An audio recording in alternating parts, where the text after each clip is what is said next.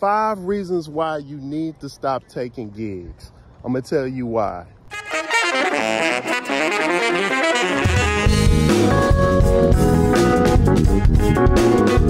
What's going on? This is Quamon Fowler coming to you, and we are walking in the park, and I'm gonna give you some things that you really need to think about that'll be controversial, tough to hear, but you really need to hear it. So, okay, so here we go. So the reason why sometimes we need to stop taking gigs, the number one thing is if it's an unhealthy environment. Now, this unhealthy environment can be either the musicians that are on the gig and their attitude, their mindset, what they're into, maybe is toxic.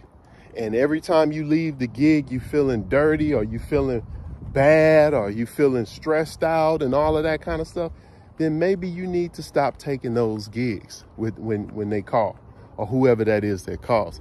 Maybe it's the wrong environment.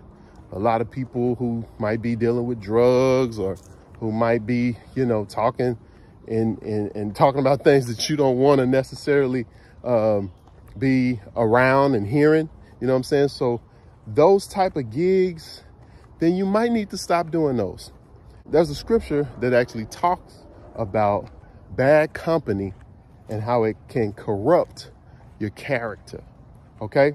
The second reason why you need to stop taking certain gigs is the pay is not enough. So think about it.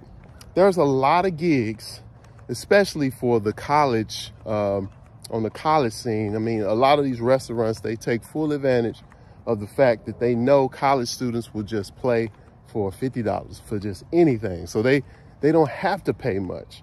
And I get it. I mean, you got to pay your dues. If you haven't experience playing out and you're trying to develop some things, your chops, I get it. You just take gigs, take whatever, do some free stuff, it is what it is. But if you're at a point where it's not really beneficial for you, from the amount of time you got to invest to get to the gig and then play the gig only to get $100, you know what I'm saying? And you're spending $50 just because you got to travel to the gig. And maybe you got a family, so maybe it just don't make sense at this point. So that's when you probably need to stop taking those type of gigs. And also there's a scripture that says a workman is worthy of his hire. So that means if you put your time in, you got skill, then it's worth you getting paid for that. You are a master, or you know what I'm saying, or you're a professional, so you need to be paid as such. Number 3 is conflict of interest with the band leader. So sometimes we can get called for gigs playing certain types of music, or even if the band leader, his mindset and his vision for where the band is going or what he wants to do might conflict with you. And I mean, it doesn't necessarily have to be a bad thing. It's just the direction that you want to go in. And it's not a thing where you want to put yourself in an air like you think you all that, or you think you better, and you might be. It just depends on who it is and what you're doing. Like, it was a time when I played top 40 gigs here and there, and so it got to the point where they wanted us to dance. And I think it was when they called, I got a duck because of these trees, but it's when they called Baby Got Back and they want us to turn around and shake our butt. And I was like, okay, this is my last gig. So ever since then, I was like, no, I'm not doing that again. And the thing about it, most of the time, those gigs are the one that pay a lot. But if those type of gigs conflict with what I stand for and what I'm about, my values, if it goes against that, then I'm not going to take that gig. So that's another one.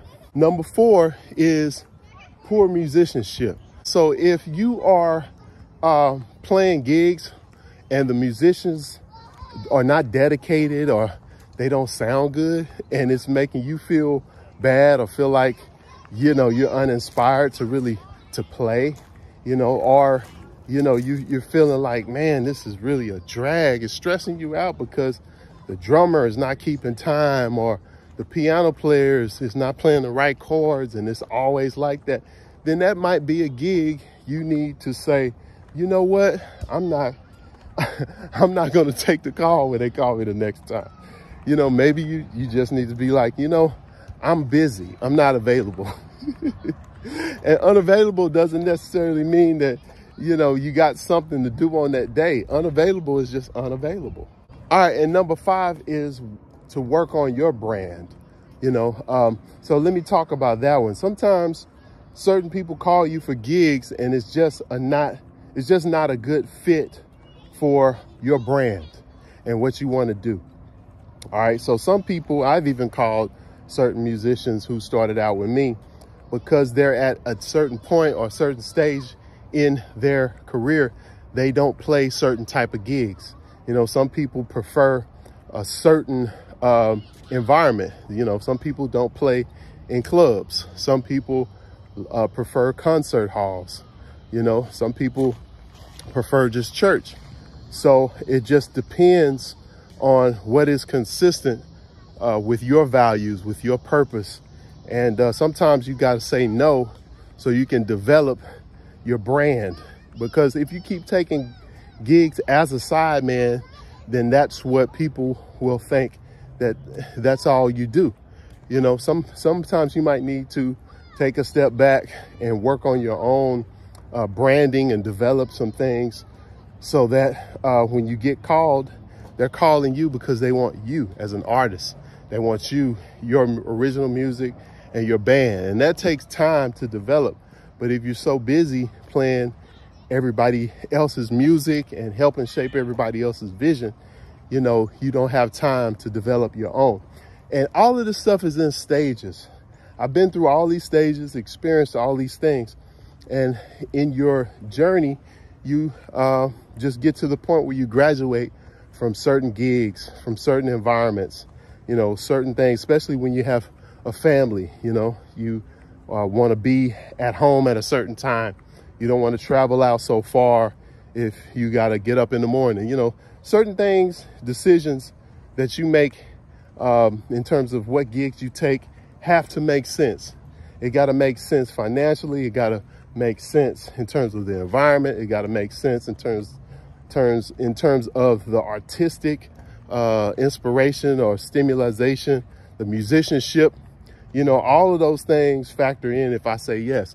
And sometimes it's not even about the money. It's more so about if it's going to be a delight to do. It's going to be fun. And a lot of times, a lot of my peers, if I have something to do, we'll do a gig because we just want that experience to play with each other. But if somebody else outside of who I know or outside of who, you know, when I see what they're about, what they stand for, or the musicianship or whatever, it's my prerogative to decide if I want to do that gig or not. You know what I'm saying? So yeah, that's what I wanted to share on today. If you like this content, make sure you hit that subscribe button. If you're not subscribed already, hit the notification bell so you can stay up to date when I'm posting new things. Hit the thumbs up. All of that stuff helps the algorithm. Leave me a comment. Let me know. Have you had to say no to certain gigs, certain people who call? How does it feel to say no? What have you done, you know, from saying no? What are you doing to in place of playing the gig? I'd love to hear your feedback. Okay, that's it for now. We'll see you on the next one. Peace.